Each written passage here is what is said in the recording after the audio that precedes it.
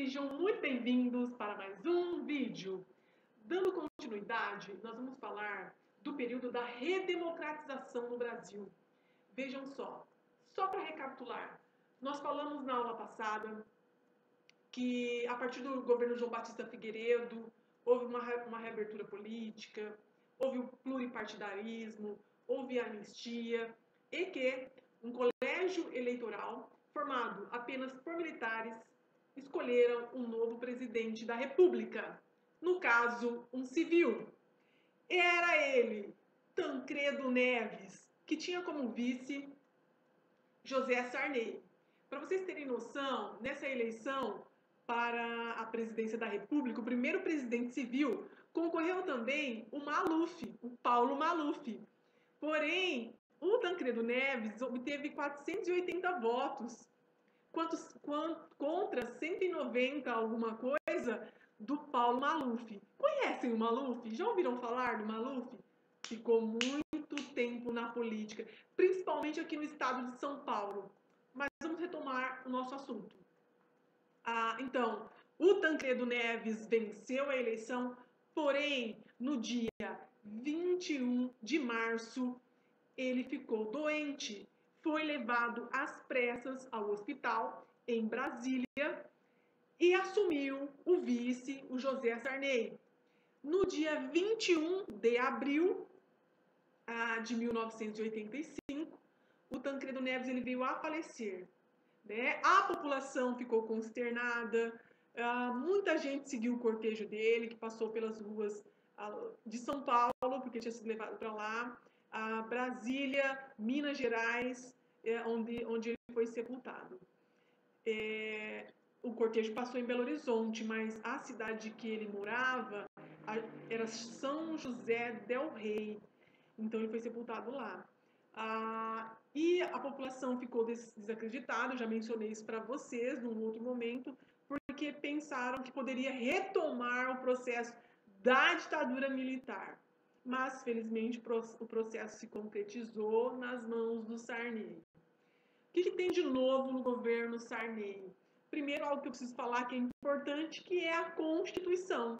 Constituição que foi promulgada no dia 5 de outubro de 1988, a chamada Constituição Cidadã. Essa Constituição, ela nos dá a liberdade individual, a liberdade de imprensa, a liberdade de ir e vir, retomou o habeas corpus, que lá no AI-5 havia sido revogado, né? Então foi voltando à democracia. Habeas data também foi algo que compôs e compõe, na verdade, essa Constituição. O que é habeas data? É que você pode requerer informações sobre você que existam nos órgãos públicos, né? Isso é importante. Habeas data é o nome. Tudo bem?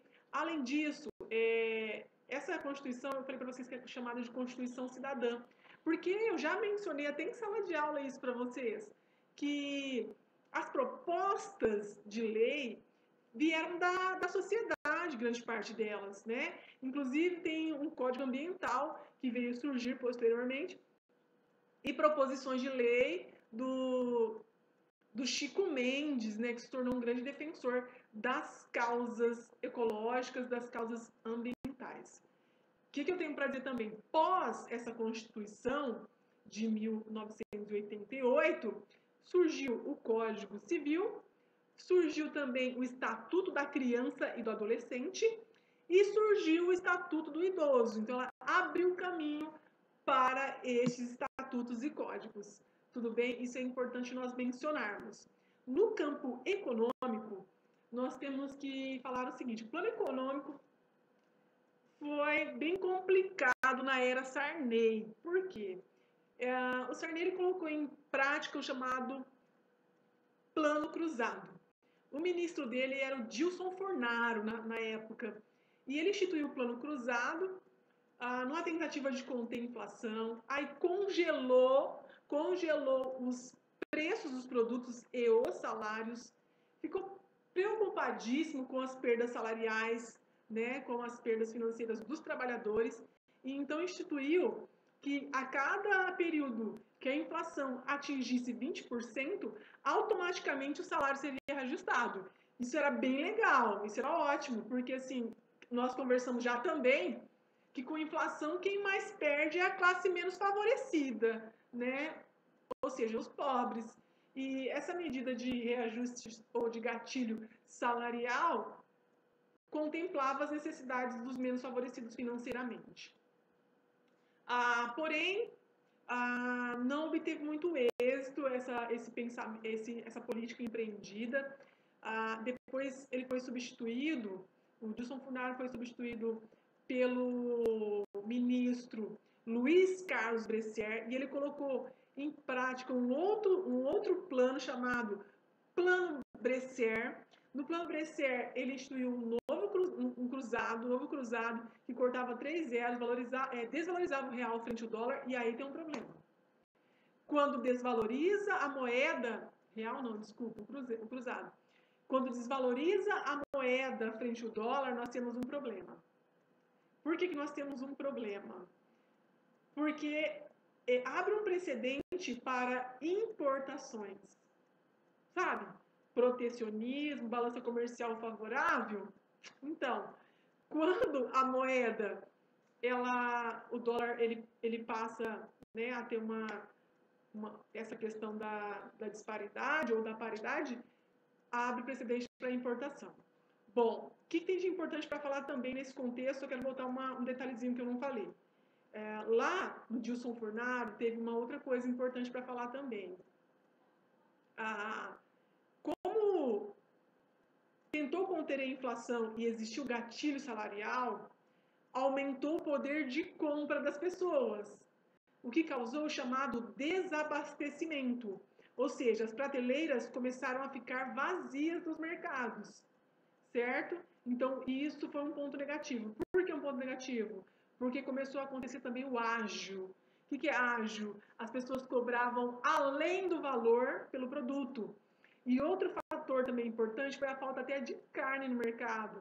Carne no mercado das negociações, estou dizendo. Por que faltou carne no mercado das negociações? Porque os pecuaristas, tendo em vista que a inflação estava alta e os custos da produção com o valor que estava sendo ofertado no mercado não pagava, não restituía a produção, eles preferiram manter o gado lá no pasto do que vender, né, sabendo que não iriam vender por um preço bastante irrisório aquém do que ele gastou na produção. Então, faltou carne no mercado nesse período. Então, os pecuaristas seguraram lá no campo o gado para não, entre aspas, ter perdas. Só quero salientar que na conjuntura atual, a carne bovina está super valorizada.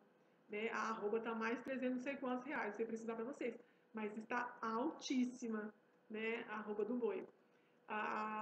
Só para a gente traçar um paralelo. Mas naquele contexto houve isso. E o ágio, que é ilegal, mas aconteceu. Depois do plano Bresser, veio um outro plano, chamado Plano Verão, que substituiu o cruzado por cruzado novo. Cortou 3 zeros e uma nova moeda estava instituída. Gente, e aí a inflação bateu recorde.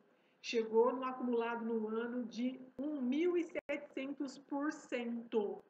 Tem noção dessa inflação? Aí eu quero só voltar um pouquinho para falar mais uma coisa importante.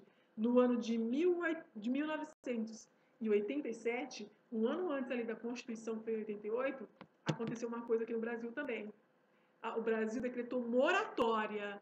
O que é decretar moratória? Ele parou de pagar a dívida externa. Moratória é o seguinte, vou explicar para vocês de uma maneira que vocês vão entender. Moratória é o seguinte, o Brasil fala, devo, não nego, pago quando eu puder.